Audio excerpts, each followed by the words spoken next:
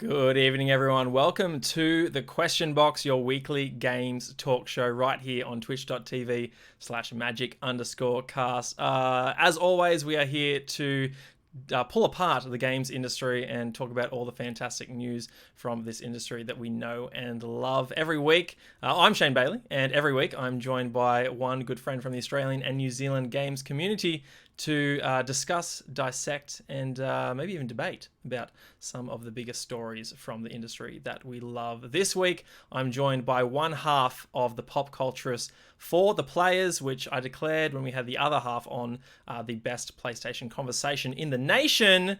Pleased to welcome Max Cooper. Max, how are you, my friend? Yeah, not too bad. Thank you for having me. It's a pleasure, mate. And I think probably the best episode to get you on for. I'm glad Yeah, we... fantastic. It's like, I got the message earlier this week. It's like, hey, come talk PlayStation Showcase. Yeah. No, it's How could good. I turn that down?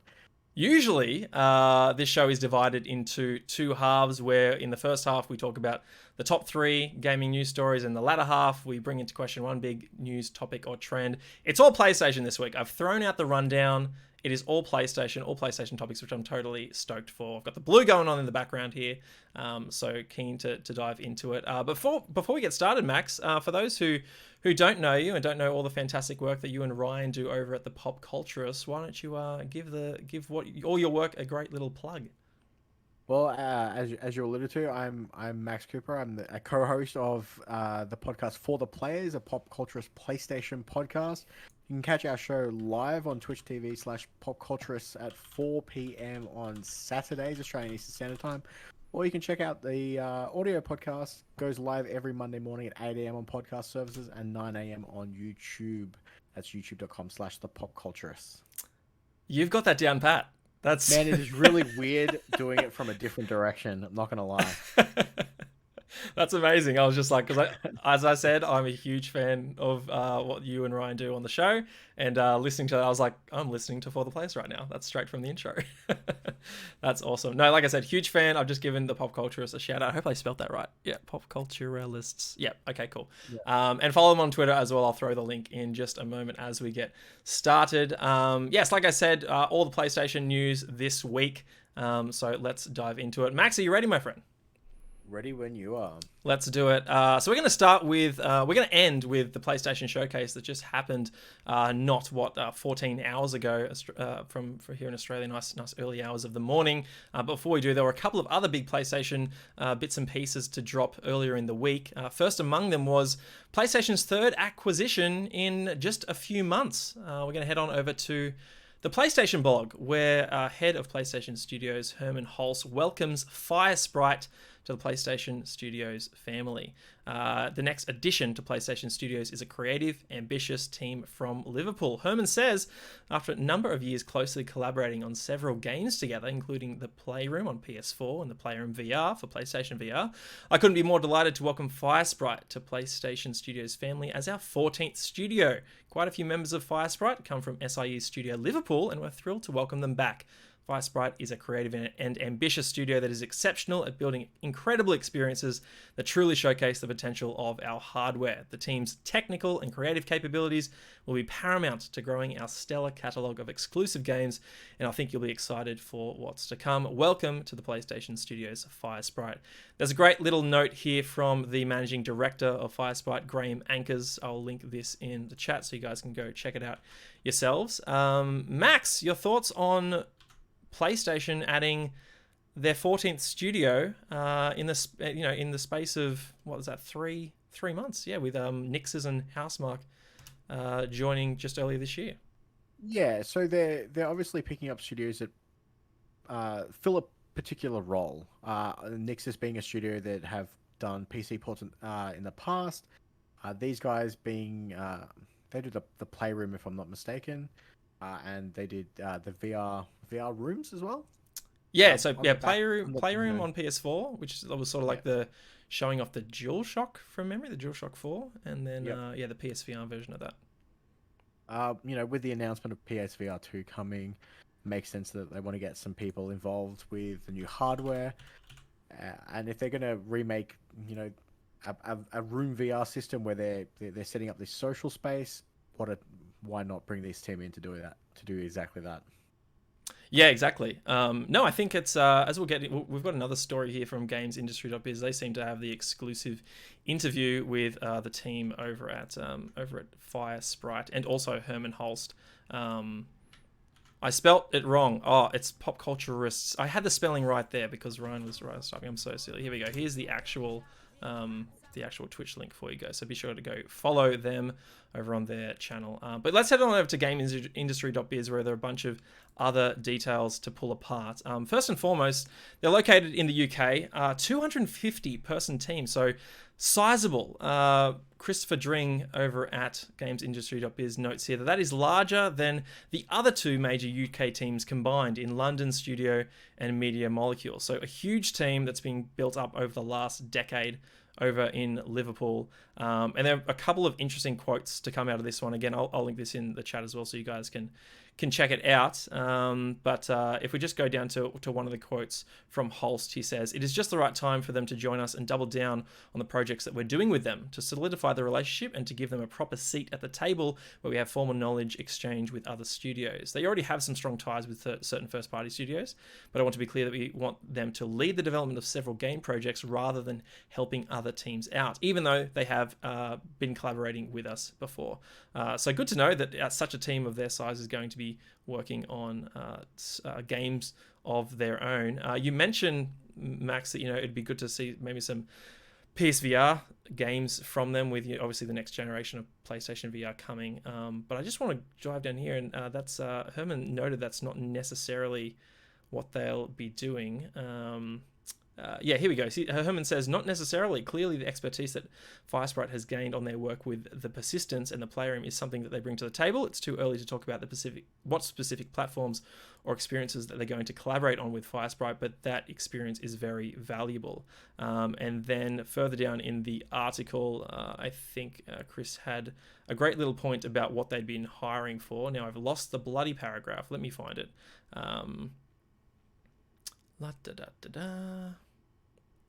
There was one here. They were hiring for 2 projects, and now I've just completely lost the actual quote.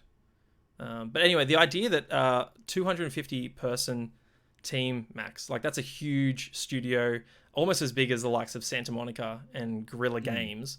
If they're not working on PlayStation VR games necessarily, what do you think we will see from this team? Well, if they've collaborated with other studios in the past, with the lineup that's coming from the other 13 studios from PlayStation Studios now, I'm sure an extra 250 people to help ease the load is definitely going to go a long way. It sounds like it seems like Insomniac themselves are just pumping games out since the launch of the PlayStation 5. I'm sure they could use all hands on deck over there, and with the experience of having that experience in that VR space as well as standard development, it will really help out and benefit a lot of the teams, I feel. Yeah, definitely. I've found the quote. Don't fret, everyone. Here we go. "Prior to the acquisition, Firesprite had been recruiting for 2 titles, a game-changing huge multiplayer shooter and an ambitious dark narrative blockbuster adventure." So I get the feeling that, I mean, that's not like we're not sure if these are just non-VR titles or VR titles. I get, as a bit of a cynic, Max, I get worried when I see like game changing in any pitch of any game, no matter what it is. When someone says like, if I read game changing huge multiplayer shooter, I immediately think of MAG.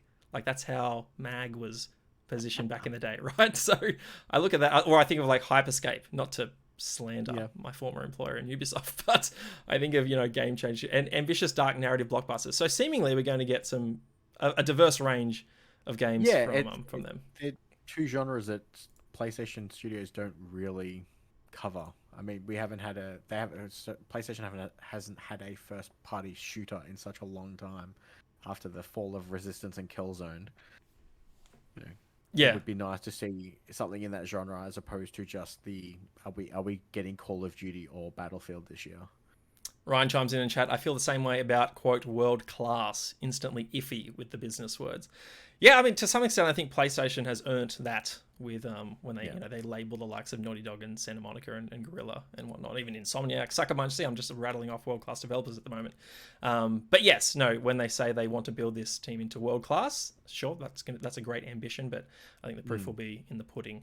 Max, what do you think this particular team says about Sony's, I suppose, acquisition strategy? Like their Housemarque, Nixxes, now Firesprite, they don't necessarily fall into the same categories as some of those other, those developers that I just rattled Yeah. off, right? Like we don't expect them to necessarily work on cinematic, action, story-driven narrative games like God of War, Last of Us, etc. So we're seeing, like a drive in a different direction with the acquisition strategy. Like I said earlier, the studios that they're acquiring are to fit a certain need or to fill a hole that's missing at the moment. So obviously, like I said earlier, Nixxes is known for porting stuff to PC. That allows them to open up a lot of their titles that were exclusive to a console now to a complete another side of the market. Mm. And if these guys have been working and collaborating with Sony Studios in the past, why not bring them into the fold? Get that expertise that they've had and worked with the other studios, and just bring them in. Allow them to use the assets of all those teams and help out where they can, do their own thing, give them a little bit more financial backing, give them that Yeah. stability to take that risk of, hey, we want to try something new. Sony can catch us if we maybe don't hit the mark. Yeah, I think that that almost That safety net is probably, really good for them as a development team as well. Yeah, I agree. I think one thing that I'm really thankful of when it comes to any kind of acquisition in the game space, and we've seen this illustrated from some really top class teams recently. Being an Xbox fan myself, I look at the likes of what Double Fine is able to achieve with Psychonauts 2 with a bit more money and a bit more time, thanks to Microsoft and their backing. We also see what In Exile was able to do with a bit more time and a few more resources with something like Wasteland 3, regarded as one of the best RPGs of the last few years. Before the Microsoft acquisition, it didn't have any VO. So, I look at that and I think of the team being injected with, near unlimited resources. And to your point, the expertise, right? They can lean on, knock on the door of all these PlayStation studios and say, hey, how are you doing this?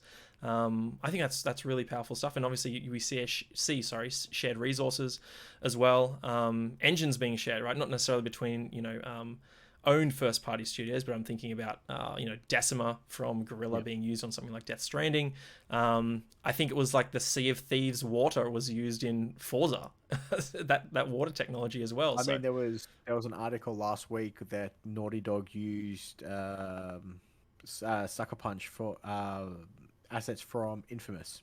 Right, But with both games being set in Seattle, they're like, hey, let us have a look at your assets. We're not going to obviously just inject them into our game, but we'll get a feel of how this city works and how it's going to look. And I would imagine that is priceless. Yeah. For a team. One of the other quotes to come out of this one was Herman again just reiterating that the purposeful nature of PlayStation's first-party expansion, noting that there are a bit of a stab at Xbox, or a jab, I should say. Maybe not a stab's a bit too aggressive. A bit of a jab at Xbox, saying they're not growing for the sake of being big. That they're only really having specific conversations with developers that they have close relationships with. But they did bring on board, someone to lead acquisition not too long ago. I think. I'm not sure whether it was at the PlayStation level or at the Sony level, but do you expect more acquisitions going forward? Obviously, Xbox and Microsoft went on a spree over the last few years. This is the third in 3 months, so do you expect more, like in the next, let's say, 12 months, perhaps? Well, it's interesting because when they announced the Housemarque acquisition, there was that leak of Bluepoint. And we have heard nothing of that since. I was hoping we'd be able to talk about it today after the showcase, but not the case. Obviously, Bluepoint seems like a no-brainer studio to bring into the fold. But I would imagine there will be some acquisitions. As to what that is, apart from hopefully Bluepoint, I wouldn't know. Maybe an extra VR team to work on this next generation of VR titles, but other than that, I have to commend them in a way to not do the Xbox strategy of kind of just throwing out the fishing net and whatever they catch, they're just going to reel in. Because although Microsoft had a lack of studios, there was no first party titles. They've now got an abundance of studios that are still not making exclusive titles for their console. Yeah. Yeah, So still a long way nothing's away, really right? changed. Like they're still a long way off. It's So all nothing's promise at this really point. changed for them. Yeah. Yeah. Yeah, no, I think you nailed it on the head when it comes to just targeting specific studios. The one that jumps to mind that I was a bit surprised didn't eventuate a few years ago when Until Dawn came out was super massive. It's seemingly this niche hit from a tried and true team. They'd worked closely with them in the past. Quantic Dream as well, though I'm not sure if you want to touch that anymore given some of the things that have come from old mate over there, blanking on his name. I think the safest bets are going to be, like you said, some of those second party relationships perhaps that have happened in the past that hint towards a potential acquisition. Housemarque was clearly the most obvious, right? Having done 6 or 7 PlayStation exclusives in the PS4 generation alone or something stupid. So Ryan in the chat jumps in, says Remedy would be interesting, seeing the success of Control for a small budget. Definitely. Supermassive was a really big miss, would have been a great pickup. Yeah, I think similarly, even when I think on the Xbox side as well, of like way back when with missing out on Bizarre Creations when they were working on Project Gotham. A lot of that team split up and some of the talent made its way to Playground, which is great, now under Microsoft. And also BioWare as well. Microsoft published the first Mass Effect on Xbox 360, and then I think in a matter of 6 months, EA scooped them up. So yeah, I think a bit of a miss on their part as well. But anyway, we'll just have to wait and see on what PlayStation's first party expansion looks like moving into the future. We touched on Firesprite's expertise with PlayStation VR, Max, and I'm recalling a story we covered here quite a few weeks ago now about rumors of their potential strategy being that they want to deliver the same type of non-VR blockbusters that they're known for in the VR space. So potentially creating VR modes or creating games that the PlayStation Studios developers are known for delivering, but also having VR functionality in them. I just want to get your hot take. Like, PSVR looks to be slated for next year. Aside from, wish lists on the hardware, what do you want to see from the software side? Because obviously the first PSVR, I'd say a good success for PlayStation, right? It was like one of the most, I think the best-selling VR headset, right? I think it's sold better than most at this point. So yeah, what do you want to see from them? More of the same of what they did last generation, or something different? Considering the fact that they were hamstrung by old tech with the Move ones, I think their launch lineup was pretty good. Well, very strong for the VR. I mean, we already know that we're getting a Moss Chapter 2. Then now that's been confirmed to not be for the new VR. But more of what they delivered to begin with would be fantastic. Those experiences were well designed. They were short, which is what you want in a VR experience, because most VR headsets are not comfortable. They're not designed to be worn for a long period of time, and they're kind of cumbersome. But they with the fact that it's going to be new hardware, new controls, they can actually branch out and experiment a little bit more. They're not going to be, especially if it is just going to be this one cable tether. Hopefully, they use they can use their software in different ways, even if it's just as simply as, hey, God of War looked amazing. How would you feel about walking around their environments in a VR space? Yeah, just no action, no you're not being attacked. You're just going for a casual stroll along their journey. I'm totally It's the simple, it's the simple VR stuff that works the best. Like, you look at Beat Saber and it's, at its core, Guitar Hero. You're just standing at the end of the fretboard, hitting them as they come through. It's a very simple concept, but it's one of the greatest VR experiences you can show someone who's never had that experience before. Yeah. They're not No. going to go true crazy. I feel like the old keep it simple, stupid strategy, especially in a VR space, does work well. Yeah, I'm in completely agreement with you on just on the type of experience I'm after, right? Like one thing, as my chief helmet sits above me, what I don't want like a Halo VR shooter. I want to walk around like a museum and be told the stories of Chief and stand next to a hunter or an elite or a brute, or relive, like sit in the back of a pelican as you retell the story of them landing on the beach in Silent Cartographer from the first game. All of that stuff. Yeah, we'll get onto it in a moment, but just seeing the beautiful town that we saw in God of War Ragnarok as well, where he's arriving on the boat with Atreus. Just let me walk around that. Let me just observe, and be immersed in this world. I love that sort of stuff. And yeah, I tend to shy away from anything, any experience that has a small chance of just being that bit clunky. I know we're early on in virtual reality, and it's just like the nascent days, and developers still trying to figure out the tech. But I'm all for those simpler experiences. Ryan says, "Give me concerts, and events in VR. I'll pay $70 or something to experience a concert in VR, especially now in COVID times. VR's real potential is outside of games." Yeah, no, totally. I think, you're thinking pretty narrow if you're only thinking about games for VR. VR is definitely good for an experience as opposed to it doesn't necessarily have to be a game. Whether it be you go to a movie concert, you experience a nature hike or something that something you wouldn't have access to in your everyday life. Even something like I know it's not PlayStation, right, but Flight Simulator. Yes, yes. Google Earth. Let me walk around and view those things that are sometimes impossible to get to in real life. Let me go there. Let me stand in the middle of a rainforest from the comfort of my own home. Yeah. Yeah, that'd be amazing. With your 3D audio going on as well. Anyway, we'll leave that story behind. Let's move on now to a rumor that surfaced. And the only reason I'm including this one is because it comes from reputable source might be wrong way to put it, but like a well-known YouTuber who tends to only cover stuff if he's sort of going to be thinks that it might be a case of actually being the case. And that is Moore's Law is dead. He's got a fantastic tech channel, really knows what he's talking about. I'm going to post the video that he actually spoke about this story in the chat. But just for brevity, I'm going to bring up the story that was covering his video, and that's from PSU, or I think PlayStation Universe. They say rumor PS5 Pro out by late 2024, reportedly aimed at 8K gaming and will cost $600 to $700 US.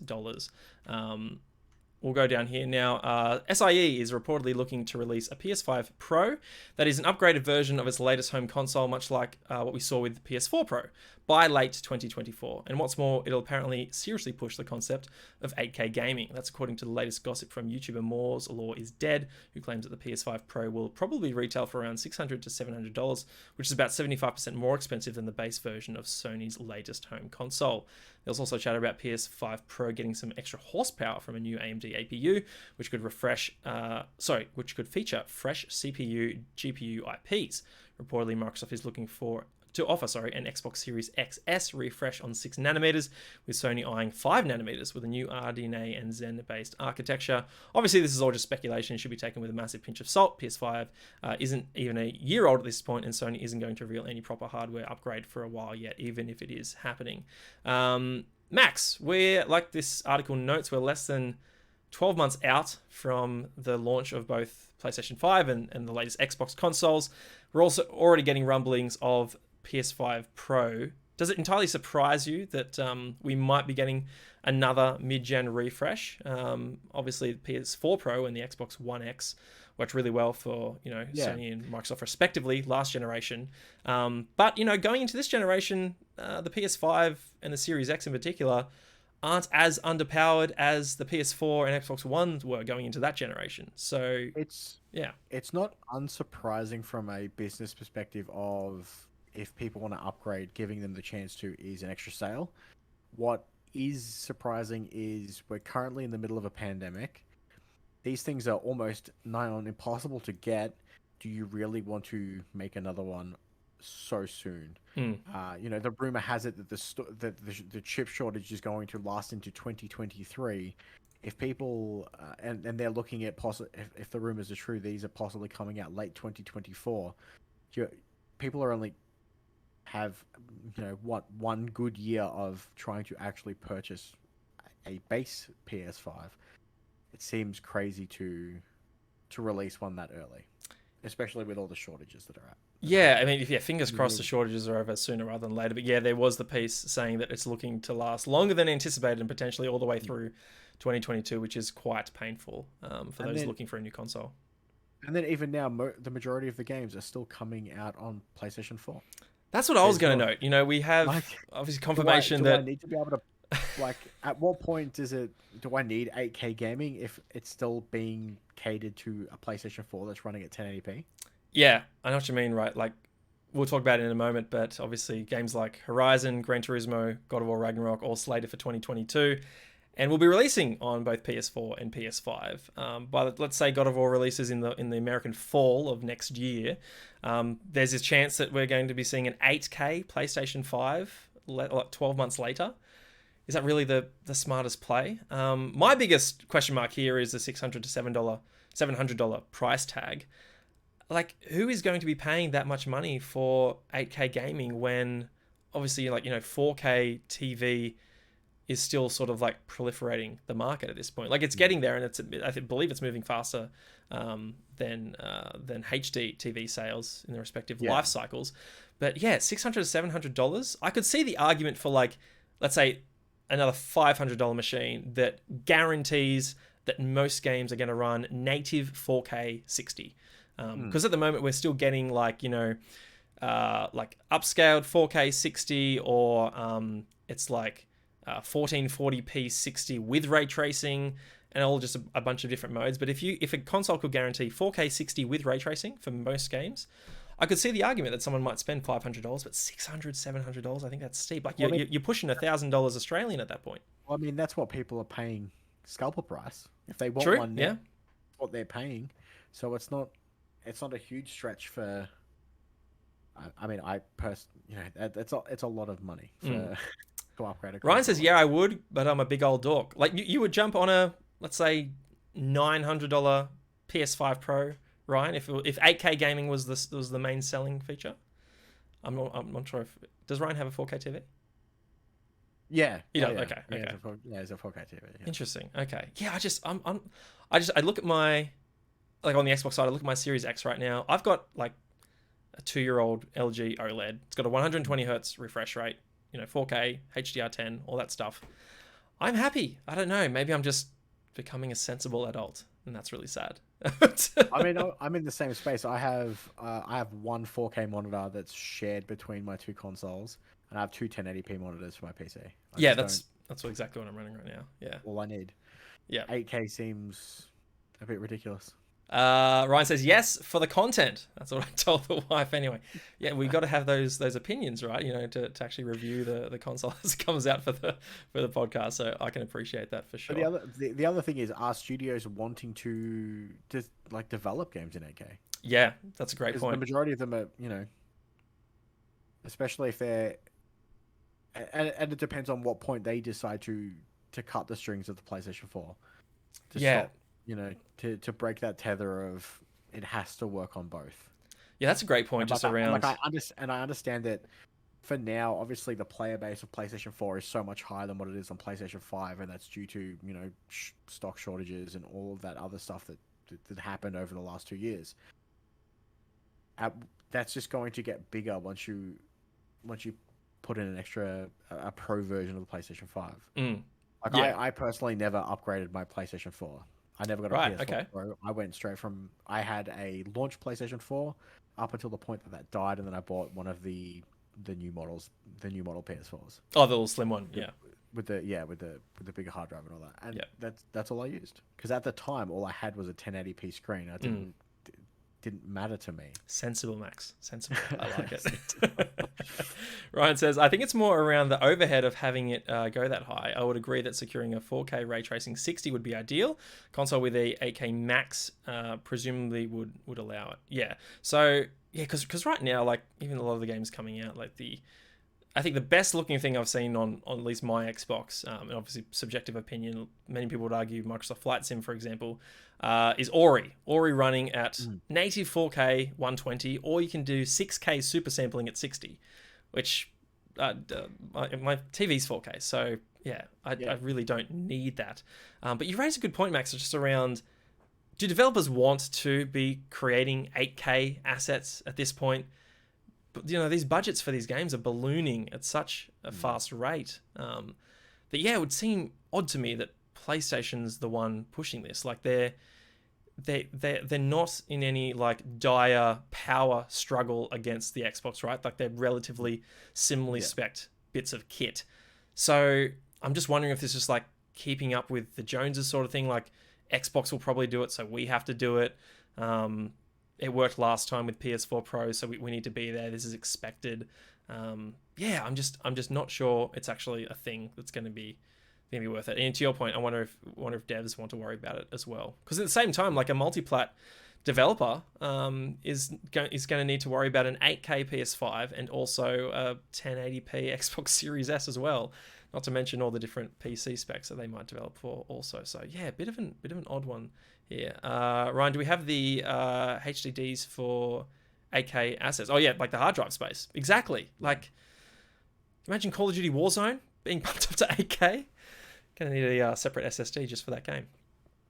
Anyway, I think that's enough rumor speculation. Let's get into the meat and potatoes of what I think we're all most excited to talk about, and that was the PlayStation Showcase for September 2021 that Sony held in the early hours of the morning here in Australia. It was a 40-minute long showcase. They promised us that there would be no news on PlayStation VR, but outside of that, they did little to sort of manage expectations, leading me to believe that this was going to be a pretty awesome showcase. And I think the reaction that I've seen online is mixed. I've seen reaction videos where people are excited, saying this is one of their best, along with theirs last year. But the way I want to structure this conversation, Max, is to break it out into I suppose several digestible chunks. We won't go through chronologically because it just might take too long. And then at the very end, we can discuss overall reviews, expectations, and just talk about what this showcase means for PlayStation moving forward. So let's start with the third-party games. Some pretty big hitters landed in this showcase. I'm just going to rattle off those that appeared. We had Tiny Tina's Wonderlands from 2K, Alan Wake Remastered, Rainbow Six Extraction, GTA 5, PlayStation 5 Edition, Project Eve, Guardians of the Galaxy, and Blood Hunt. While I bring up the video here, Max, to show the lovely people at home. Of all the third-party games, what jumps out at you as the most exciting? Seeing it, obviously, this broke a couple of days ago. The Alan Wake Remastered is... I played Alan Wake when it first released on an Xbox years ago, because it was an Xbox exclusive. To see it get remastered on the back of Control being, doing so well, their DLC set in the Alan Wake universe, it makes sense to bring back Alan Wake and let an entire other group experience that. Tiny Tina's fantastic. I think the Borderlands 2 DLC for Tiny Tina, that whole Dungeons and Dragons aesthetic, fit that game brilliantly. It was interesting that GTA 5 just casually pushed its own date and didn't tell anyone. Everyone was ready for that 11th of November, and they're like, oh, it's March. We'll get there when we get there, I guess. Yeah. That game's still going to be #1 best-selling game up until that point anyway. Project Eve looked fairly interesting. I have honestly no interest at all in the Guardians of the Galaxy game. I don't think it's going to play out as well as they hope it's going to. And Blood Hunt is the Vampire the Masquerade game that I didn't want to get. You didn't, or did? No, I didn't. I wanted the other one that got that's been indefinitely cancelled, delayed. I feel that the battle royale space is bloated and overfilled as it is at the moment, and I Mm. don't think that IP is enough to change the space. Yeah. I'll just quickly get to the chat. Neon Mirror, Jason, who joined me for a live reaction to the show. You can see here on the Twitch channel, and it's also the VODs on my YouTube channel as well. So we were up nice and early to check that out. Yeah, we were both impressed by Project Eve, which he says he's keen for. At first, I was like, oh, this looks like a Platinum game, like getting Bayonetta, sort of near Automata vibes. Yeah, it looked really interesting. Always good to see. And I think it's from a Korean team as well. So a studio I'd never heard of before, which is pretty exciting. You mentioned Tiny Tina's Wonderlands. I'm not a huge Borderlands fan. I just think the vibe just doesn't sit with me. But I can't. Borderlands 3 definitely didn't hit the mark that 1 and 2 did. Mm-hmm. And hopefully this is the refresher that I need to get back into Borderlands, because I really enjoyed those titles. Yeah, Alan Wake though. Yeah, I'm pretty keen for. I never played it when it originally released. I think I went back to it backwards compatible on the Xbox not too long ago. But yeah, for whatever reason, didn't stick with me. I think I need to go back. I'm a bit of a scaredy cat too, so yeah, it's a bit creepy. I should try that one out. Let me get back to the list here and just see if there was anything else that that I missed that jumped out at me. Yeah, GTA 5. Yeah, no. Oh, that's right. Yeah, Guardians of the Galaxy. You mentioned that. I said in the live reaction, it looks exactly as fun as the trailer, which is to say, not very fun. Like it just, the humor wasn't landing for me. It just looked wholly unremarkable for me. Yeah. It just looked like I don't know. I feel like I'm maybe becoming a bit cynical here, Max, but it's just like you're not doing anything new. It looks like, the B tier cast when you compare it to the chemistry we know from the films, right? So Yeah. I can't be excited for this one. I'll keep an eye on reviews, but even if it reviews really well, there's just so many other games that I'm looking forward to that, yeah, this one just doesn't do it for me. And other than that, yeah, nothing really else on the third party front. Let's move down the list now. We got one indie game, Tachia, which is a game inspired by New Caledonia. The trailer noted at the very end. Now, Max, I wanted to ask you, firstly, did this look at all interesting to you? This was the one that looked like a Pixar movie, right? Yeah, it was like started a with very the- simple, very colorful art style. Had a bit Yeah.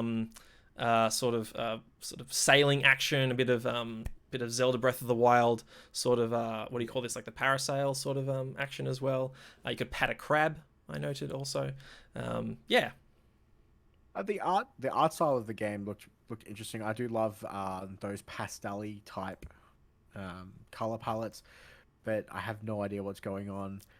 If it's similar to that of like Animal Crossing or something like that, just it's not really a me thing. But it does have. It looked interesting enough that it could have potential.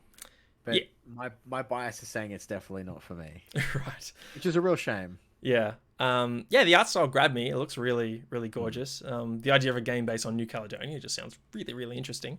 And of course, would always wish any developer well when it comes to the success of their game. It looks really cute and colorful. Yeah, I think for me, it's just like, what's the main gameplay hook here? You can see transforming into or teleporting rather, taking control of different animals. Later on, it seems like there might be some kind of combat. She's like running away from people trying to attack her. So yeah, I'm curious on this one. I think we'll just have to wait to see more. But Max, I want to get your perspective on the fact that one indie game in this showcase, PlayStation's been criticized recently based on bits and I'd say critical feedback to come from the indie community that some of their practices aren't fantastic and they haven't been doing a great job in recent times about promoting indie games on their platform. Yeah, what are your thoughts on the fact that this was the only indie game there? Yeah, I suppose, yeah, your entire thoughts on how PlayStation's handling indie space. I'd argue that for this specific showcase, they were damned if they did, damned if they didn't. I feel that if they showed off too many independent games, everyone would have been like, where's all the stuff from PlayStation Studios? Where's your big AAA titles? What are you going to do? And now that they've only put one in, it's like, guys, you said you were going to put some love, give some love to the indie guys. You put one in, I don't know. I feel like, yeah, it's no matter what they did for today's showcase, I think people's expectations were going to be not met. Yeah, I think I'm with you right there on damned if you do, damned if you don't. I'm the type of person that just loves variety, right? I love creativity. Like my most favorite games of the last few years have been those that are, coming to the table with something unique, something really interesting, pushing the boundaries of what this medium and art form can do. So I'm the type of person that wants to see more of that. And I totally understand that, PlayStation, for a lot of the fan base, they're not necessarily interested in those types of games. And they look forward to these showcases because they want those heavy hitters, right? Like they want those massive surprises, the big PlayStation Studios, AAA quality games. So I totally understand that. I think generally I would want PlayStation to do more to promote indies other than on blog posts and trailers on their YouTube channel and, getting a couple of tweets here and there. But would agree with you that I think it is a matter of determining how best to promote these games. And I think also, like, more importantly, potentially, is those other practices that we heard about, the fact that the people in these indie studios can't get a hold of anyone within, like, a producer inside PlayStation to I suppose get their games on sale, for instance, or get more visibility in the store at a reasonable price. That's probably the more pressing issue.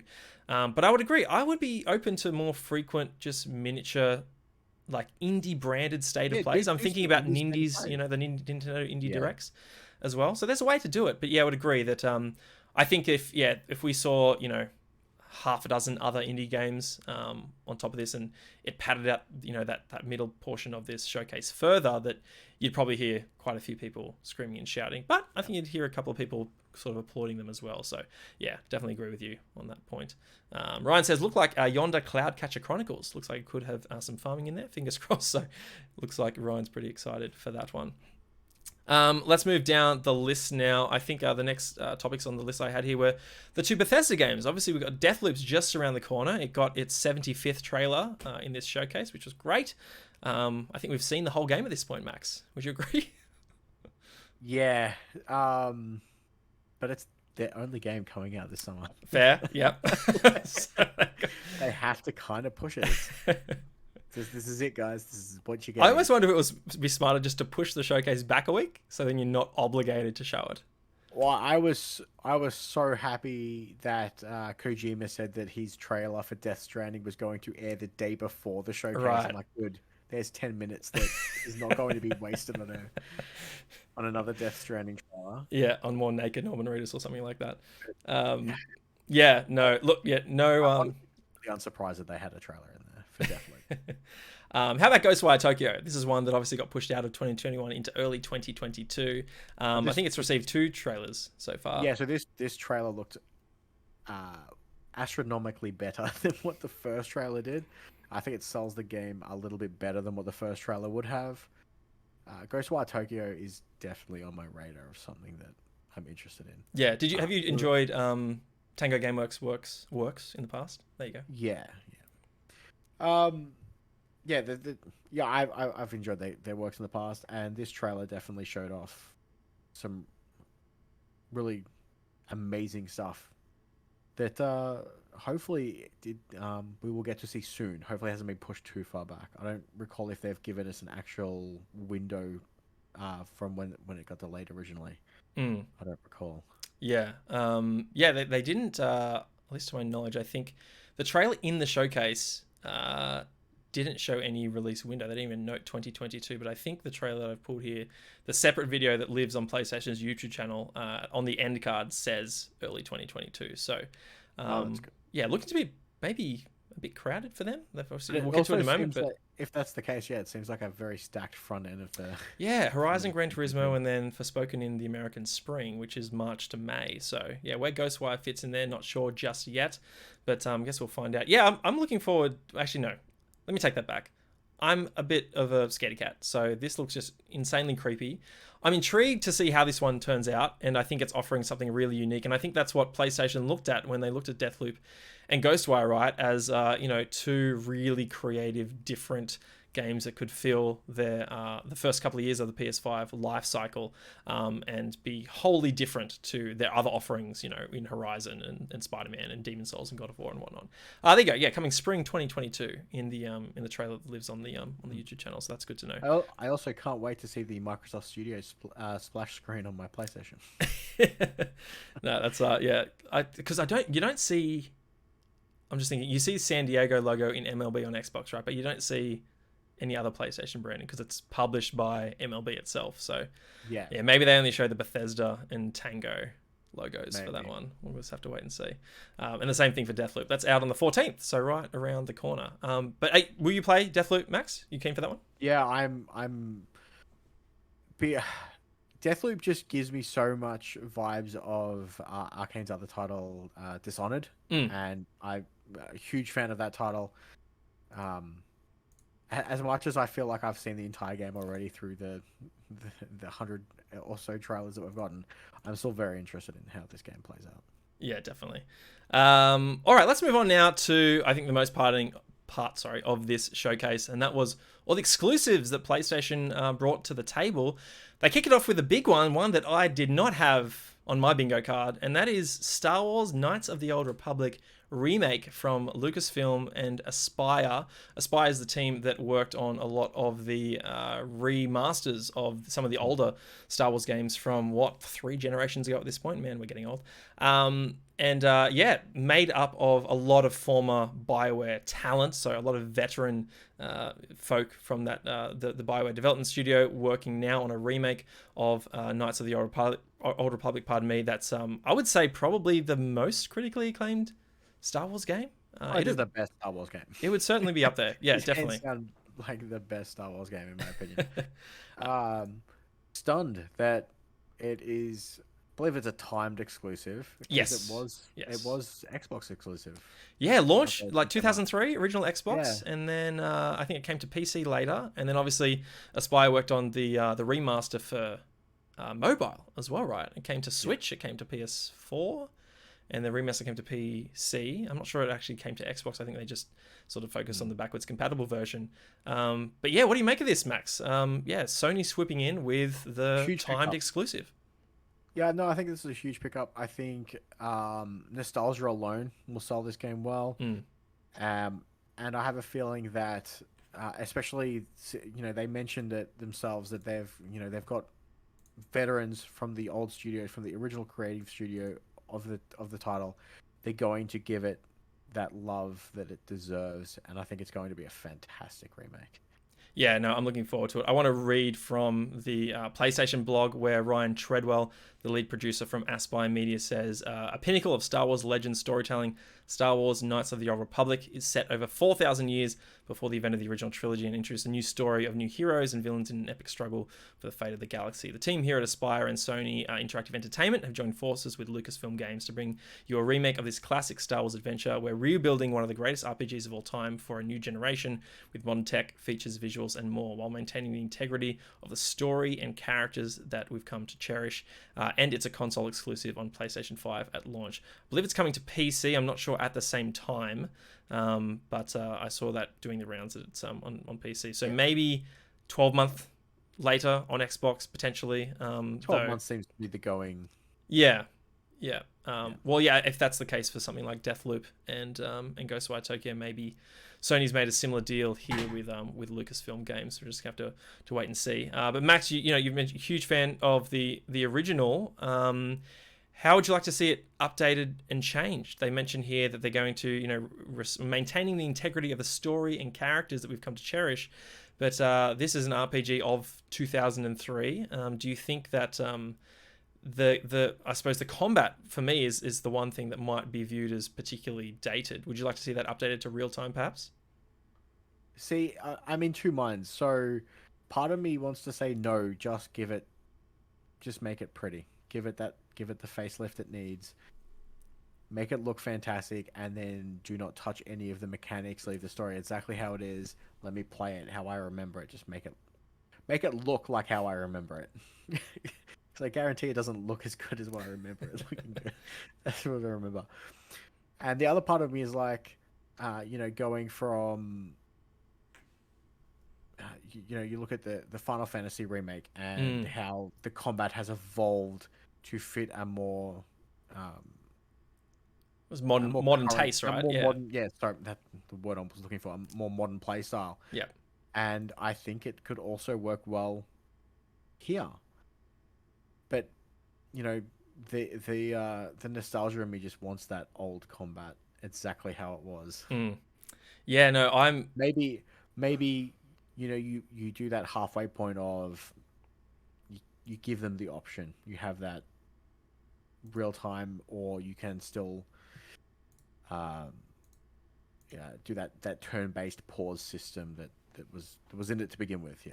Yeah, I was thinking even then, right? Like I think of something like Mass Effect, which was obviously the game that BioWare, the original developers of KOTOR, followed up with not too long after the original release of KOTOR. And they had a real-time third-person action sort of cover system as well, but you could pause the action and give your two squad mates commands and use your abilities and whatnot.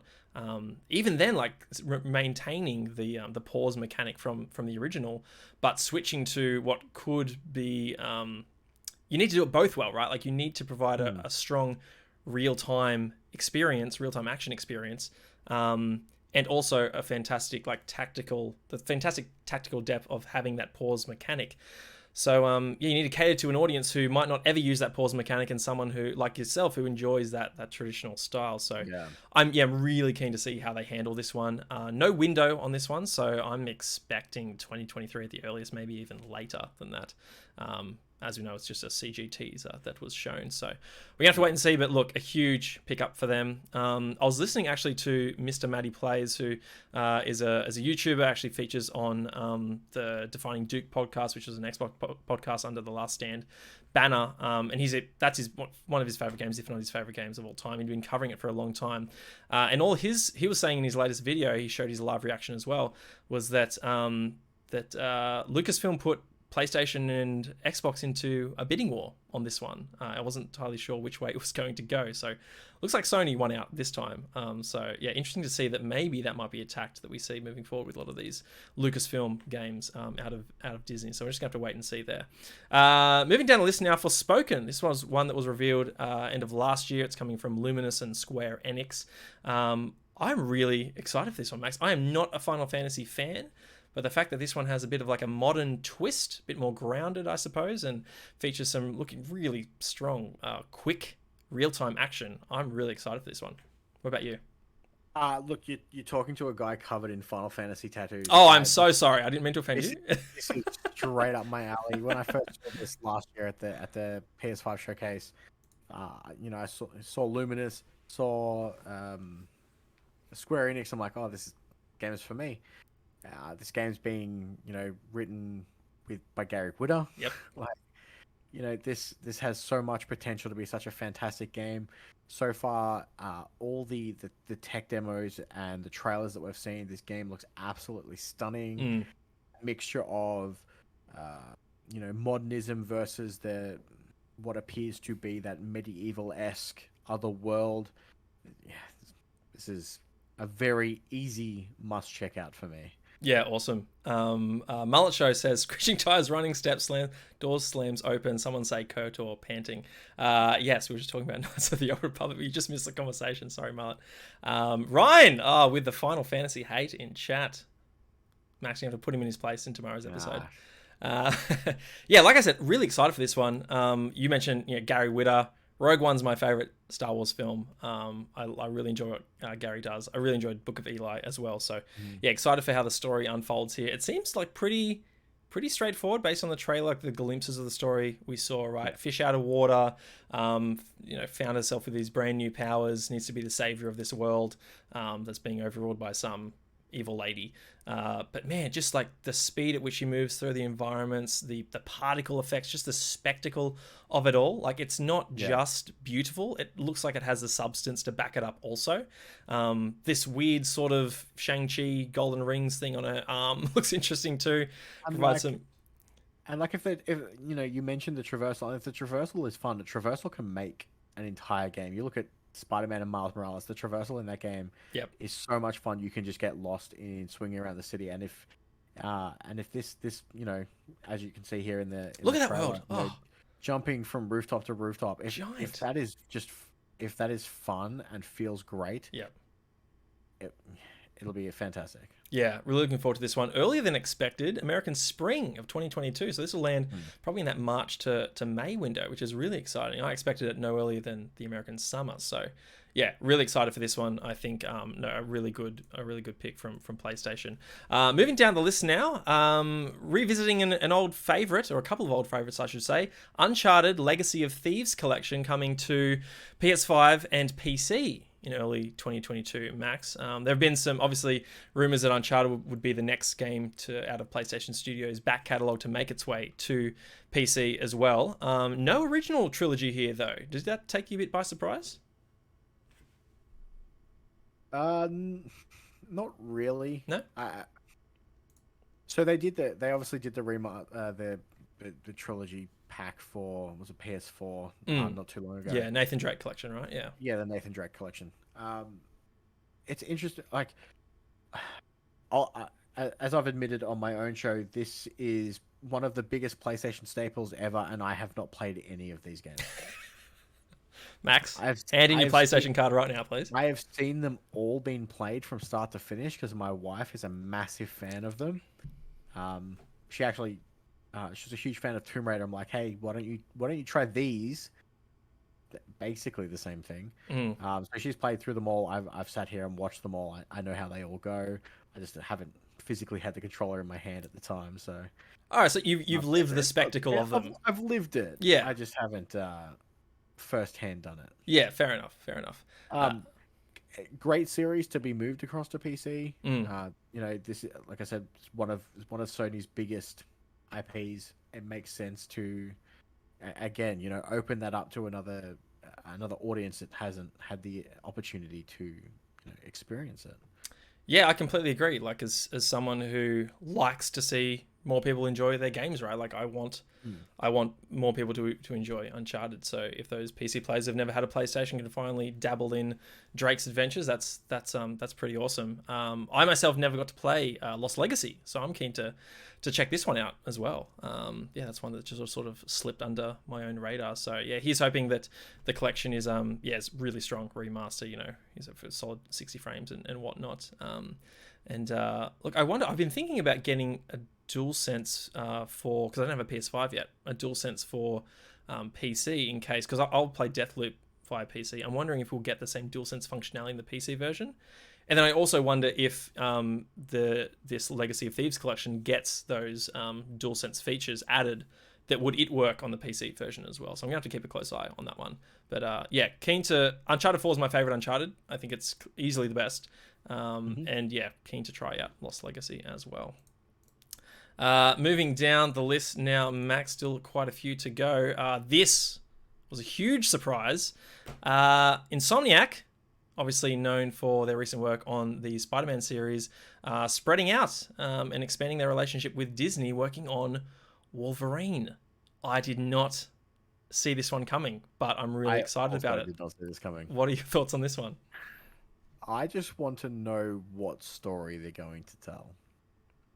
And they gave nothing away in that short teaser that they showed. They're really good about that, aren't they? And it reminded me of that scene in is it Days of Future Past, where they rock up, where Charles and Magneto rock up in the bar, and he basically unceremoniously tells them to F off in the middle of the bar. It's like that's all I could picture in this short teaser. I'm just like, what story are you going to tell? At what point of Wolverine are we picking up from? Are we getting an origin story? Are we getting I mean, it didn't look like a Weapon X era story, but Wolverine is such an iconic character. It'll be interesting to see what they do with it. Yeah, no, definitely. To your point, like, it's a really brief teaser, right? I think I'd like to see if anyone pulls apart the trailer and finds any hints as to what storyline we might get. I'm just most excited that Insomniac is expanding because, we'll talk about Spider-Man 2 in a moment, but I thought maybe that was all we were going to be getting, and potentially even like a Spider-Man co-op game in the future, given that, they've been posting some recent job advertisements for multiplayer titles. So I just didn't want Insomniac to be pigeonholed at all into this. And obviously they just released Ratchet and they've got multiple teams. So yeah, the fact that this is underway really just excites me for what Insomniac and PlayStation can deliver over this generation, right? Like we can now, I suppose you can't predict where they're going to go next. Like, will the Wolverine team after this work on something else Marvel related, or a new IP completely? And once the team's done on Spider-Man 2, does that team pivot as well? So yeah, I'm really excited for this. I think it's a perfect choice. I'm definitely excited, but as someone who started playing the first Spider-Man in 2018 and got a bit tired of it at about 10 or 12 hours. I sort of just had my fill. I recognized, okay, this is what the game's doing. I think I've had enough. And maybe it was just because it was really similar to the Arkham games, of which I've played all of them. I'm kind of hoping that this one isn't open world and is maybe like linear or just a bit more like grittier and story based. I think just by its very nature, being Wolverine will probably be a bit more grounded and realistic and serious. But if you had a wish right now, Max, like what do you want to see brought to life from Insomniac for this one? Honestly, I don't know what I would want from a Wolverine game. Obviously, yeah, it does have to be that. It does have to tell that gritty story. Obviously, Wolverine is an animalistic character of in the Marvel universe. So anything, I can't even think of a even like a comic book run of Wolverines that I would love to see gamified.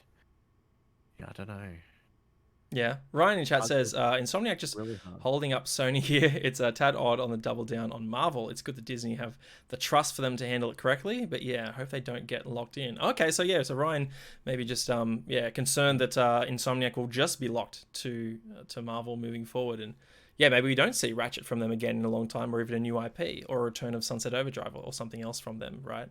Anyway, I just want to quickly read from the PlayStation blog here about Wolverine. They say, now let's talk about the announcement you probably weren't expecting, Marvel's Wolverine. Back when we were working on Marvel's Spider-Man, there'd be times where all of us, Insomniac, SIE, and Marvel, would brainstorm together about the future beyond the web slinger. And even in those early discussions, Wolverine continually came up as a character we'd be really stoked to work on together. Fast forward a couple of years and we're suddenly standing in front of SIE and Marvel formally pitching a PS5 game starring the adamantium clawed mutant. I'll go down here. So many of the Insomniac team are such huge fans of the character, and one of the key elements that drew us to him is surprisingly not that different from Spider-Man. Both heroes feel deeply compelled to defend people who are less able to do so. Marvel's Wolverine is a standalone game being directed by Brian Horton and Cameron Christian, who recently led the creative efforts on Miles Morales, a game we're extremely proud of at Insomniac.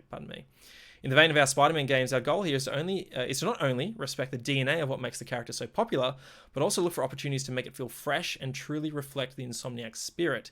Even though Marvel's Wolverine is very early in development, from what I've seen of this emotional narrative and cutting-edge gameplay, see what I did there?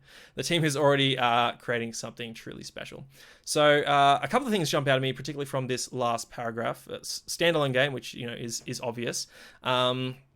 They say here, similar when we also talking about Star Wars earlier, Max, our goal here is to not only respect the DNA of what makes the character so popular, but also look for opportunities to make it feel fresh and truly reflect the Insomniac spirit.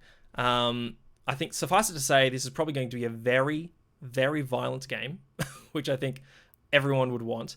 But also when they say, look for new opportunities to make it feel fresh and truly reflect the Insomniac spirit. I'm keen to get your take on this one, Max, because for me, Insomniac spirit means player creativity, giving them a bunch of tools to take on the action in your own way. I'm thinking of the variety of weapons you got back in Resistance, right? That I could say the exact same thing about Ratchet.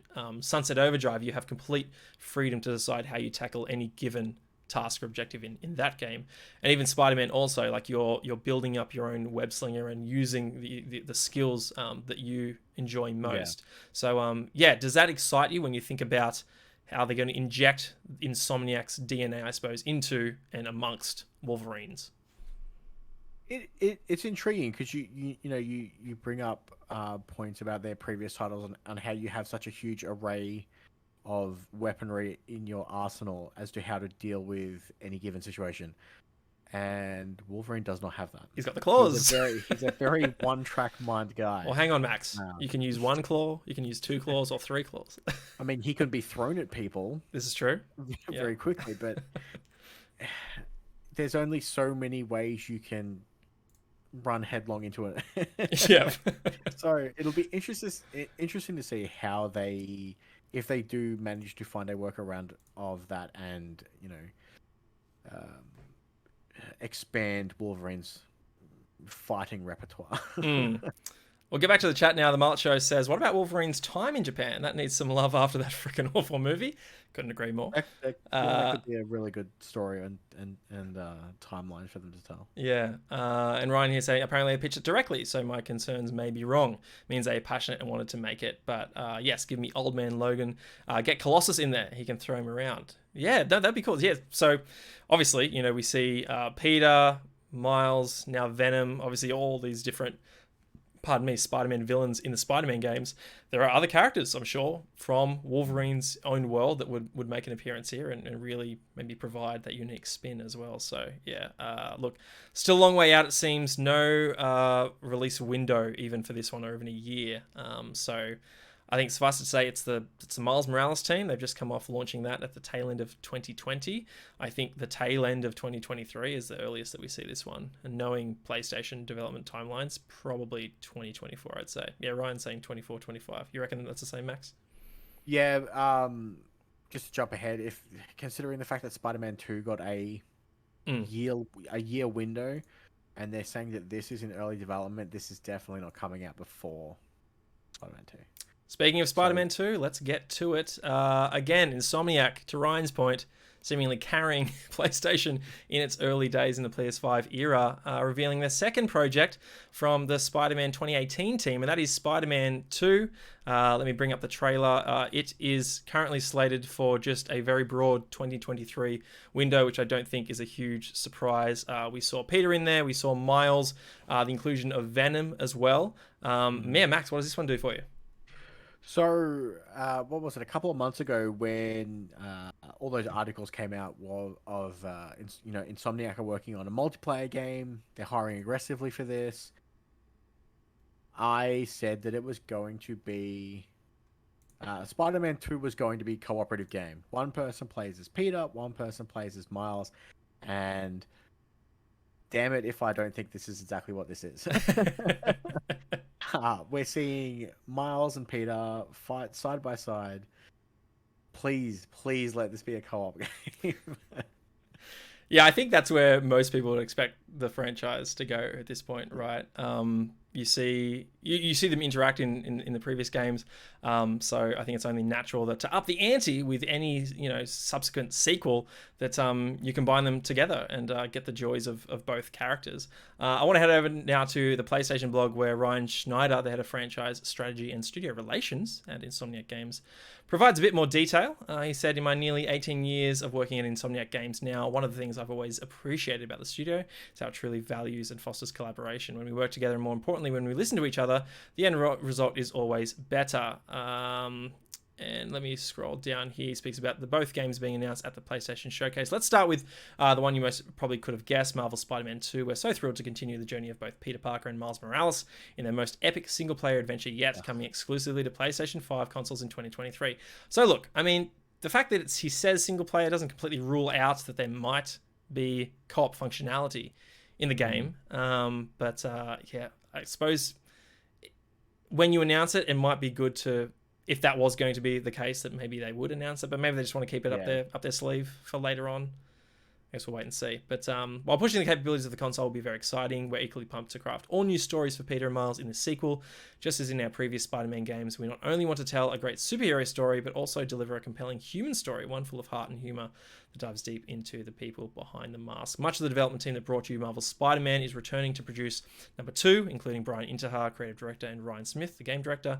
Today's game footage trailer is merely just a glimpse at what's in store in terms of the new abilities our heroes will acquire fire suits they will wear. More on some of that another time, and the other villains that will try hunt them down. Anyway, I'll link this in chat so people can go check it out themselves. But Max, how do you want to see them up the ante for this one? Obviously, including both characters is a big deal. But to Ryan's point, like, you know, he doesn't obviously want to see them pigeonholed only to Spider-Man and Marvel. So how do you think, you know, they could sort of up the ante to keep people really excited about the fact that another Spider-Man game's coming?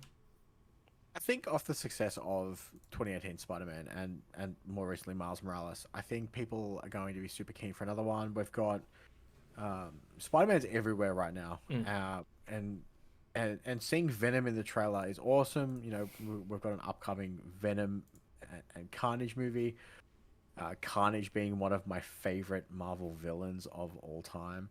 It makes me wonder how if they're going to push any extra symbiotes into this. Is it just Venom? Are we going to see others? Are we going to get a Venom suit Miles or a Venom suit Peter? And that's, you know, what are we getting from that? It leaves me with more questions than answers. I'm super stoked that it was shown off. It makes sense. It was a safe bet to see it. And I don't think Insomniac are going to be, you know, pigeonholed as the Marvel guys, especially if they're the ones who went out of their way to pitch an idea for a Wolverine game. It seems like they're happy to do that.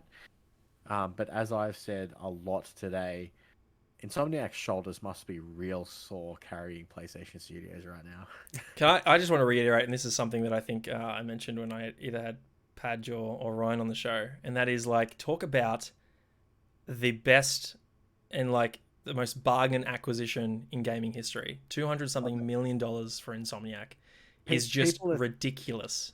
Yeah, people are saying that Games Pass is the best deal in video games. No. Sony got the best deal buying Insomniac. Insomniac for chips, absolute chips. Yeah, no, that's absolutely crazy. And I think a lot of it comes down to in the fact that, like, they wouldn't have acquired many IP. Obviously, they got Sunset Overdrive, but yeah, you're essentially paying for headcount and studio and the talent, right? So I think IP is what really boosts that price. But still, $200 million. I think if Embracer Group got whiff of that, they probably would have rolled in with a bigger number. But anyway, sorry, Ryan. I noticed as well that you mentioned the single player as well, taken from the blog. Thanks so much for that. And he says, "How balls was that almost infamous tease with the lightning on the lamppost?" Yeah, in my live reaction as well with Jason and my friend Will, that was my first reaction. I saw electricity, city. I was like, infamous. Here we go. I think Ryan had Padge on this morning for their live reactions, and I think Paul Jones said the same thing. He's like, "Oh, infamous," and then Spider-Man came out of nowhere. Anyway, Colin McGrath can't catch a break. Anyway, let's move on to the last game to be shown at the showcase, and that was God of War Ragnarok, originally slated for 2021. It got pushed, shown here, and I think, unless I might be mistaken, I'd have to go check the blog. Actually, we'll do that in a moment. But for the moment, just still a broad 2022 release window. But man, looking really promising. Max, I should mention, I didn't play the original God of War, but recognize that it's one that I need to. Obviously, people talking about a game of the generation for PS4, and just one that I'd always told myself I'm going to get around to it. Fingers crossed for a PC port soon so I could stream it as well. But seeing this trailer pushed me over the edge. I messaged my mate Will this afternoon and said, "Dude, can I borrow your PS4 Pro because I need to play the original?" Yeah, talk to me about your love for the 2018 game and how excited you are for this one. The soft reboot for God of War was phenomenal, and it definitely is one of those games of generation. It made sense for it to be shown off here, and I think I said earlier today that it also makes sense that Sony are not putting a hard date on it, because a game with no date cannot be delayed. It's a great point. And at the moment, the front end of next year looks so stacked with a lot of these titles. Yep. Where are they going to slot this in? Yeah, now, no. You know, they showed us gameplay in this trailer, so you'd have to argue that it's pretty well in development. It looks absolutely fantastic. They mentioned that it is going to wrap up the Norse portion of their story. Does that mean we're moving on to a different pantheon of A different mythology, right? Yeah. where do we go from here? Um,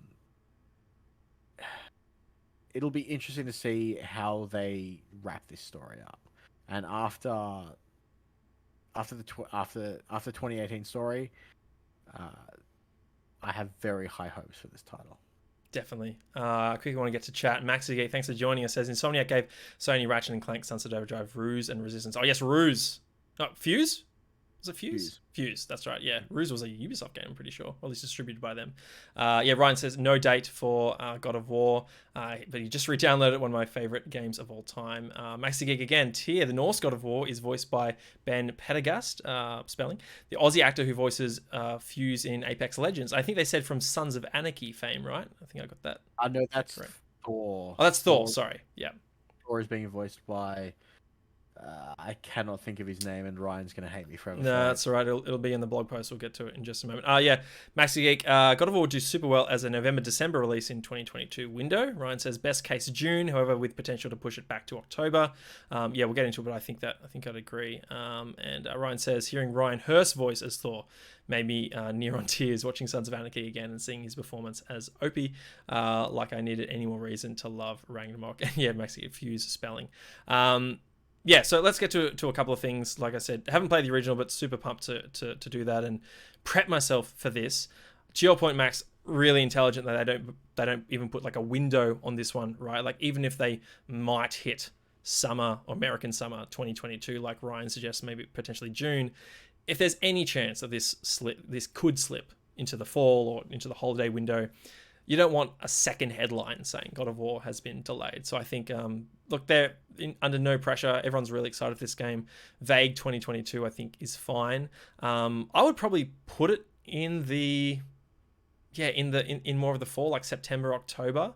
I would assume PlayStation VR rocks up in October, November.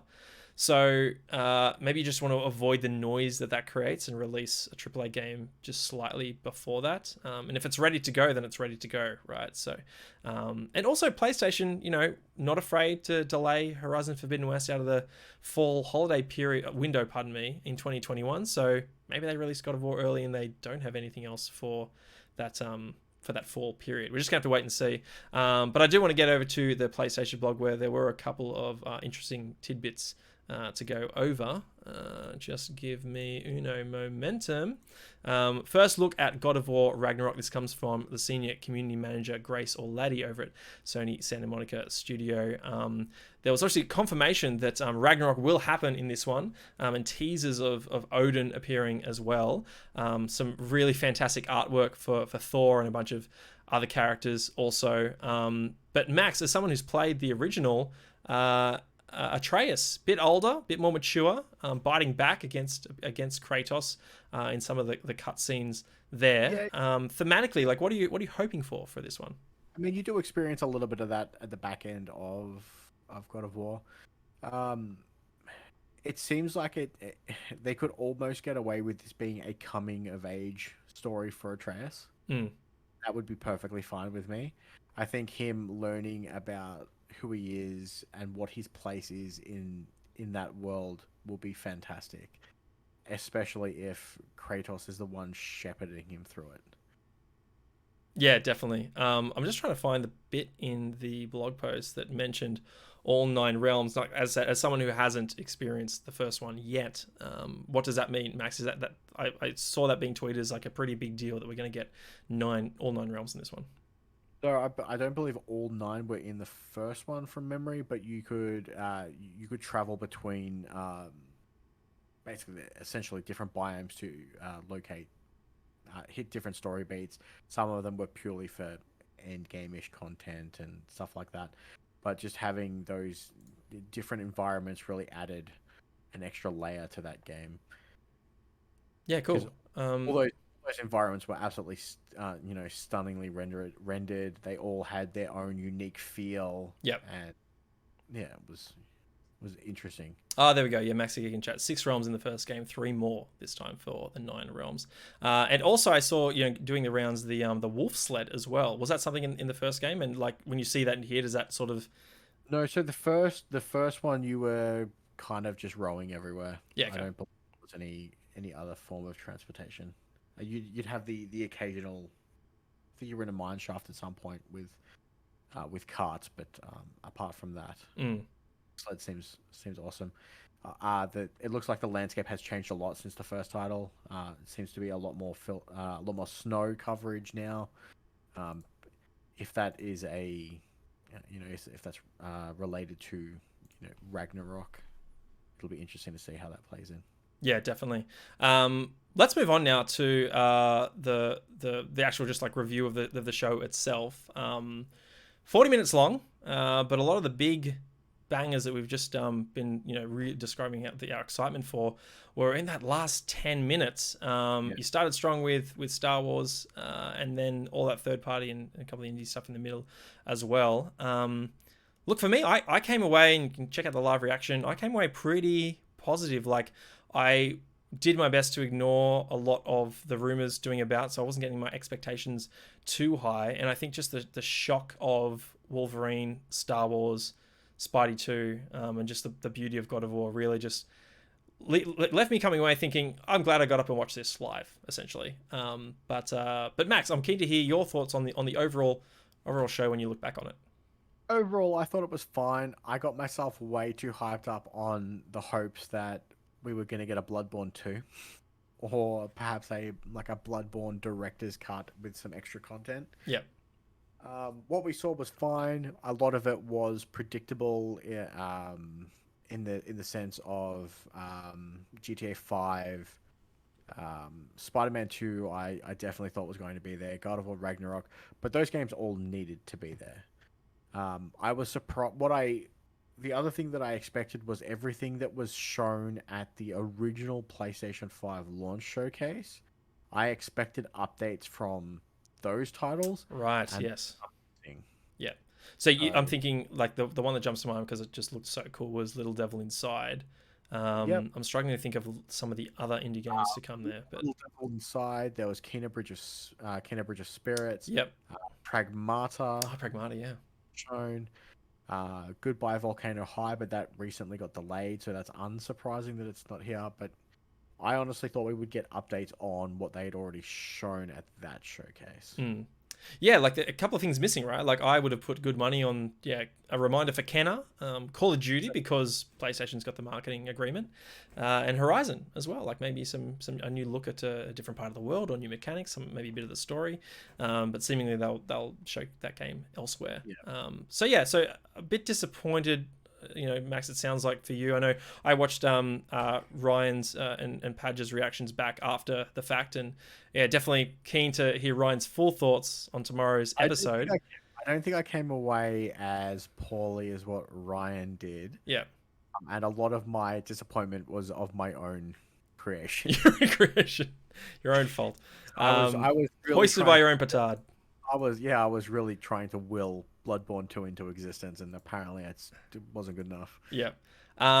Let's talk about the fact that this is PlayStation's only showcase since almost a year ago, right? We had that September PlayStation showcase in 2020 that teased God of War and revealed a couple of other things like Hogwarts Legacy. I think that's where that game debuted, actually. And again, that's a game that maybe I thought would be here as well. But there's been a lot of chatter on Sony being really quiet, right? Like they had that state of play not too long ago with Deathloop, a couple of third-party indie titles. Obviously, the May state of play really deep diving on Horizon, which was fantastic. But other than that, they've been mostly quiet. So, what do you think of the fact that this showcase comes along? It's 40 minutes. We get obviously a mixed result in your eyes. Do you want to see them happen more frequently, or do you just want to see them? Yeah, I don't know. Like, what do you want to see from them? Do you like that we get these big hits, but very infrequently? I don't know why this couldn't have been just two state of plays over the last 2 months. Mm-hmm. I don't know. I don't necessarily feel that anything was that outstanding that they needed to rebrand it as a 40-minute showcase as opposed to a 25-minute state of play. They could have put all their third-party titles in one nice 25-minute one. A month later, they show all their exclusives, and then they finish it off with God of War Ragnarok. None of them had any none of what they showed today had such a massive deep dive that they needed that extra time of a showcase. Hmm. I feel that my concern is Sony has been so quiet because they've just had nothing to show us, and that's a little worrying. Yeah. Uh, I know Ryan's, made the comment a few times that at the moment there is no real reason to own a PlayStation 5, Yeah. and I'm kind of starting to agree with him. Just wait I for mean, the PS5 Pro, right? that obviously comes from a place of privilege, knowing that I have one. Of course. Yeah, I'm not surprised that COD wasn't here. Being, they just got a big gameplay demonstration at opening night live for Yeah. Gamescom. And it's also, you've had the open alpha and the betas either Yeah, been or gone or coming up. Yeah. I would like to see Sony be more open with their information, and like I said, my concern is that they're not being open because they purely have nothing to be nothing to be open about. Um, yeah, Yeah. No, just my overall thoughts, like I said, I came away pretty positive on this one. I do question the way they structured the show in the sense that they tail ended all of the big hitters, right? But I yeah, wonder if it would have been stronger had they sprinkled them throughout. Like I think you would have seen like these highs and these dips, these highs and these dips as you go into Wolverine and you come down into, not to throw any games under the bus, but Blood Hunt, for instance, and then you go up again for Gran Turismo and you come down again for Guardians of the Galaxy. yeah. Yeah, there was just so much excitement in the tail end that it's hard. It was hard to finish the stream and not have your blood being pumped, right? Like you were so excited for all those big games. But yeah, I tend to agree with you, but it's also, I think it's just the nature of how they've structured their communication timeline, right? Because we'll get into this in a moment, but you look at the 2022 roadmap, and it's pretty healthy. I mean, yeah, you could argue that if Horizon had made 2021, that it doesn't look as exciting. But yeah, I think for the most part, it looks really good. I don't think it's much stronger or weaker than what Xbox currently has slated for 2022, which at least officially right now is Starfield and Redfall. We assume Forza Motorsport is coming. Things like As Dusk Falls and maybe some other Xbox game publishing surprises. Timed exclusives like Stalker 2 are dropping also. So I don't think they're wanting in the sense of being competitive against Xbox next year. In fact, I think they probably have the edge at this point. But yeah, like I think to your point, they announced a lot of their stuff early. Maybe if we didn't get the God of War tease last year, that they could have sort of adjusted that and made that a bit more exciting. The fact that we would have had something more new coming. But I also wonder, like, would it be smart to reveal a bit more of their hand? But to your point, are they ready to? Like, we've gotten these small announcements of partnerships with Firewalk and Deviation and Haven Studios, saying we have games coming, they're just not ready to show yet. And obviously, some of their first-party studios just got done delivering a lot of things at the tail end of the PS4 generations, right? Sucker Punch with Ghost of Tsushima and Sony Bend with Days Gone. So, look, I think I would say thank God for Insomniac because I think they'd be wanting. But also on the Xbox side, that's not to say that they're knocking out of the park either. I think for them, thank God for Bethesda because they wouldn't have much going into 2022 either. So interesting. No, I think overall for me, like a really positive show. But let's look at, I just want to run through what at least I think the current 2022 roadmap looks like. And for the moment, it's looking like Horizon Forbidden West in February, GT7 in March, which is 2 weeks later, actually. February 18 for Horizon, I think March 4th for GT7, which is a bit odd. Uncharted Legacy of Thieves Collection around that same period. Ghostwire Tokyo and Forspoken landing in the spring. God of War somewhere in 2022. Obviously, there are other games that can land in that period that we haven't seen updates on. What do you, if you look at that list, Max, does that look like a healthy slate to you? Do you want more? No, that looks, there's one, two, three, there's six exclusive titles coming out in 2022, hopefully. 3 of them are front end heavy. I know that I think it's Sifu, which was also shown off at the first PlayStation 5 showcase, comes out a couple of days after Horizon Forbidden West. Yeah, spread them out. Personally, What are they doing? personally for me, Destiny 2, The Witch Queen, comes out 4 days after Horizon Forbidden West. February is going to be a killer next year.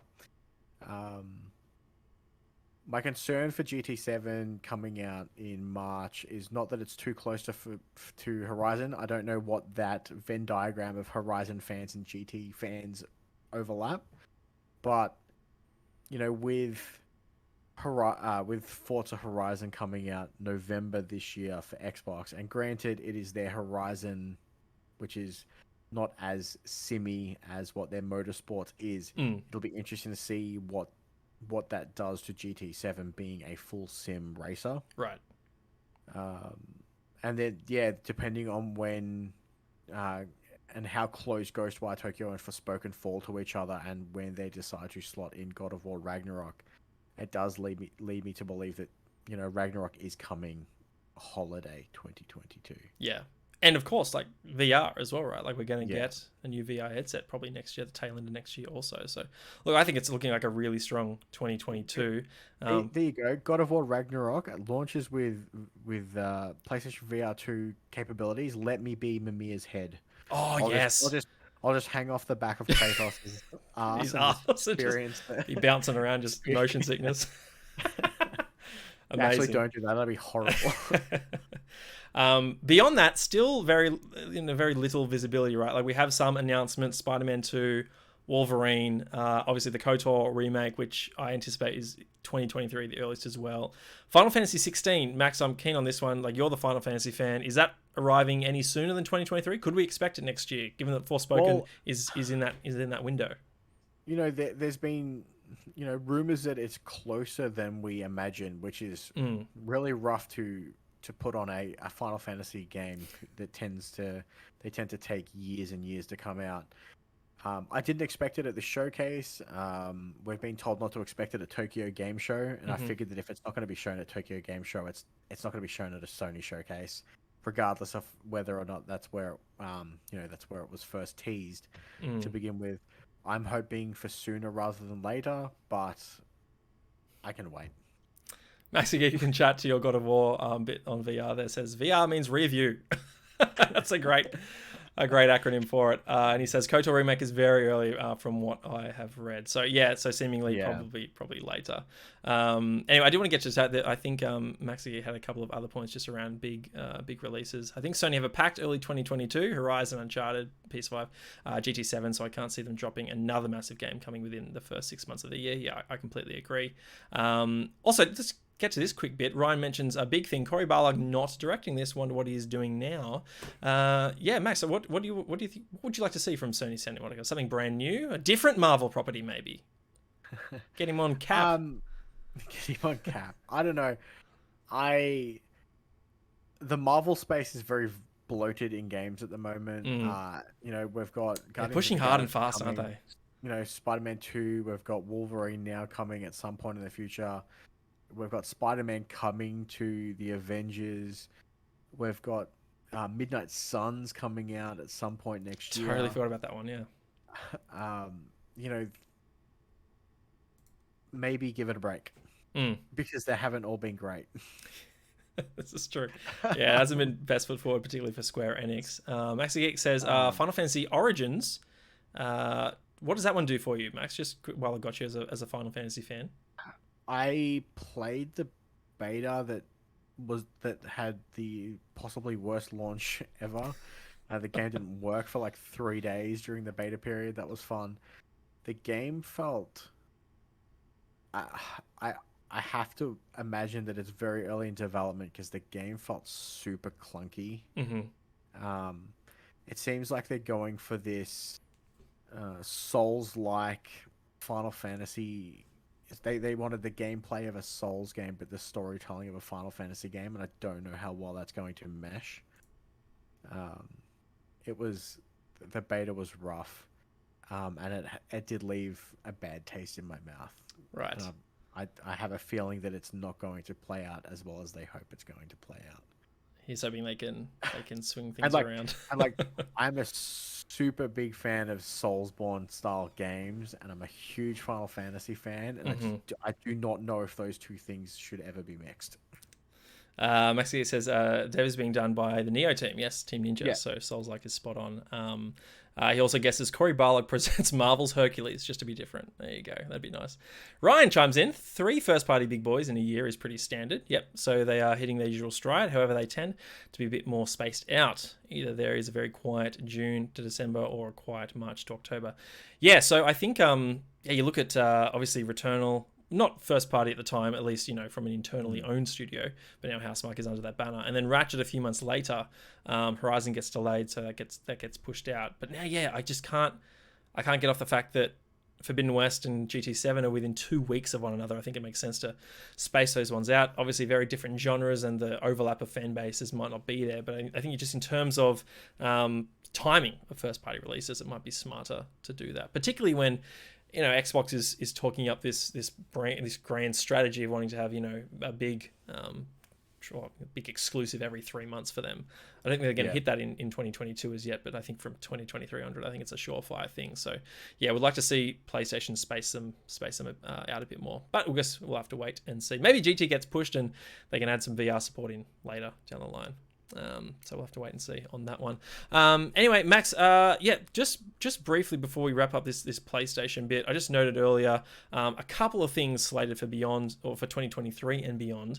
I think there are a lot of games that that have been rumored that we anticipate being announced in the near future. But would you, as a PlayStation fan, want Sony to show their hands more, like Xbox has done? Where for Xbox we have like this what seems like a 3-year roadmap we can kind of sort of map out with just a laundry list of games like Hellblade and State of Decay, Fable, Perfect Dark, Avowed, Outer Worlds. Like, it just keeps going and going and going. Do you want the same from PlayStation, or would you prefer them just like take their time? They're going to come, and you want them to be, I suppose, spaced out a bit more. It's funny. So, in the nature of the things that we do, having more information is fantastic, and that's what I want. As a fan, having to wait 6 years for a game sucks, and it's that line of, do I want the information now so I can talk about it, or do I want the Fallout 4 of here's the trailer, it's dropping in 2 months. And I think part of me would prefer to just wait. As much as I've been complaining for the longest time of you need to give us something that's coming out soon, though. Right. It's a careful what you wish for sort of thing, right? Yeah, don't Elder Scrolls 7 me in 20 years' time. Like, just give me something to hope for that's close. That's going to be a sad day, right? When we're really old gamers and we start to wonder, oh, God, I hope I'm alive when this game comes out. Anyway, well, it feels like that now sometimes. But... True, yeah, the way at least my state's going. Ryan says, so was Ghost of Tsushima and Last of Us Part 2, like talking about 2 releases being squashed close together. Neither of them got too hurt, so it could still be good news. Yeah, I think also just mostly for the sanity of the gamers, right? Like, just give us time to play these games. Like, just already, like in the last few months, particularly via Game Pass, right? Like, I haven't played 12 minutes and Artful Escape's already at our lap, and all of a sudden I've got to play Deathloop and Kenna soon, and before you know it, Back 4 Blood will be here, and then it's Christmas and I'm playing Halo non-stop. So just give me more time, please. That'd be great. Anyway, we're going to wrap up the PlayStation portion here and finish the show. Max, I want to thank you so much for coming on to join me. This has been an absolute blast. Before we wrap up totally, though, and you get to do your plugs, I do want to ask you, like, I've been tuning into the For the Players, your show with Ryan as well, and you've been mentioning that you got an Xbox not long ago. I just want to hear from you, like, what are your thoughts on the system so far as a PlayStation fan? Like, yeah, what's your critique of the console, and what do you like, what don't you like? I can't think of the technical term for it, but that quick resume yes thing is absolutely fantastic, and the sooner it comes to Sony, the better. There's nothing better than, because at the moment my Xbox Series X is literally my Hades machine. Yes, on the same. Yes, and there is nothing better than being able to turn it on and be like, hey, here you are, mid-run, ready to go. I agree. Yeah. It's fantastic. Yeah, I try to get in a run or two, but on my lunch break as well. I don't blame you. The game's absolutely fantastic. Nice, nice. It's very Yeah, deserving of all the awards that it's won over the last 2 years. yeah. And you're a Game Pass subscriber. Anything you're enjoying there? Yeah, so I did check out 12 Minutes. Nice, I haven't nice. finished it yet. But yeah, like I said, the majority of my gameplay is on the Xbox is mixed between Hades and Jet Set Radio. I did That not game is expect you to say that. That's amazing. That game is fantastic, and I really wish that they would renew the licenses for the audio so I could have Jet Right. Set Radio future. Yeah, that would be pretty awesome. Anyway, yeah, you mentioned Hades, and I mentioned to you off air, but I do want to do a review discussion, just like an episode of this. We won't cover the news. We'll just talk about Hades. Would love to have you on to review that one, mate, because yeah, Definitely would love to come I think back. it's a masterpiece. Not to spoil the conversation, but yeah, that'll definitely be fun. Actually, Bomb Funk Cyber is coming soon too. I don't know this. What's that game? Yeah, it's I think it's slated for next year, and it's similar art style, similar gameplay by the look of the trailers. Okay. Yeah. Yeah. Awesome. Apparently, the art, I think it was the art director of the original game, has come back into the game space. Oh, right. So that should be. Oh, yes. I think I saw that story. Sorry, Bomb should be Rush interesting. Cyberfunk, he says. Hmm. No worries. Anyway, like I said, we're going to wrap up the show here. Max, before you depart, please tell the viewers all about the fantastic work you do for the Pop Culturists. Pop Culturists. I got that right? I added in an AL there earlier. So yeah, as you mentioned earlier, I'm Max Cooper, one half of the Pop Culturists, and you can check out our show For the Players live at twitch.tv/the Pop Culturists at 4 p.m. Saturday Australian Eastern Standard Times, or you can check out the show via YouTube at youtube.com/the Pop Culturists at 9 a.m. Monday mornings and 8 a.m. Monday mornings on your podcast service of choice. Beautiful. Very nice. If you're watching the VOD on YouTube, all those links below to follow Max and the Pop Culturist is in the description. So please do so. Go and check out Max and Ryan break down the PlayStation Showcase tomorrow. Like Max said, 4 p.m. Australian Eastern Standard Time. I will be there in the live chat joining you because I cannot wait to hear Ryan's thoughts It's going to be in particular. I can't wait for an hour and a half rant from Ryan. It's going to be great. It'll be fun. Get the popcorn ready, everyone. It's going to be fantastic. Anyway, this has been the Question Box, episode 10. You can catch it live here on twitch.tv/magic_cast every Friday, 8:30 p.m. Australian Eastern Standard Time. You can watch all our past episodes and the VOD for this one on my YouTube channel. Just search Magic Cast on YouTube, and you can follow me, Magic_cast, on Twitter as well. I'm trying to remember who I have on for the next show. I've got a very exciting guest. I will be sure to tease them in the next coming week. Thank you again to Max Cooper for joining me for this one, and we will see you all next time. Thank you for having me.